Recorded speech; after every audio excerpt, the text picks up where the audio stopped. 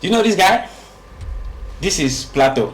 I bet you know this guy. This is Williams Shakespeare. And of course, I'm sure you are familiar with this face. This is Michael Jackson, the super MJ. One more, let me show you the last one. This is a serious movie, The Sandman. Now, before we continue, I've shown you 4 things now, and I want you to keep those 4 things in mind. But Plato said something. Plato said, and he insists, he said, fourth is to lose one's mind, to conceit oneself entirely to the entirety of a god. He says, unable to compose until he has been inspired and been put out of his senses, and his mind is no longer in him. That's what it means to be inspired, according to Plato. But to me, that sounds like to be possessed.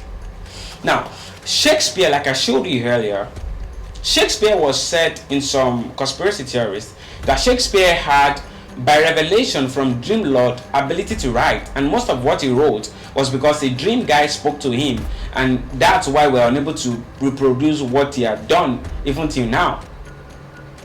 Other sources also said that Shakespeare had a spirit that he tied into a basement or into a part of his room, that it was that spirit that kept writing those things for him, and that was why Shakespeare was able to write years ahead. Listen, you got to understand that there are a couple of things that are beyond human to think about. Things like eugenics. You see, MJ spoke one time, and MJ was speaking in an interview, and MJ said that the deepest songs he ever wrote was because a tree told him, a tree inspired him, a tree spoke the lyrics to him. That's what he said. You see, the deepest part of MJ's song was when he is induced into deep sleep, and from that deep sleep is where he brings out his songs, and those songs come out and they go viral. If you don't believe me, don't worry, just go and look at how he died and the photos that surround how he died.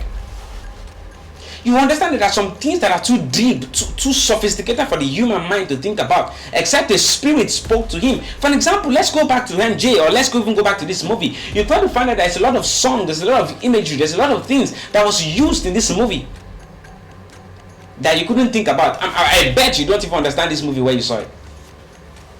But you got to understand something, that sounds are potent, it's an energy. That's when you get to begin to understand that the sons of God even poured sound in the creation of the world. You know, there's a part that says that while God was creating the earth, the sons of God used their voices. And you know, by the sound of a sound, the rapture is going to happen.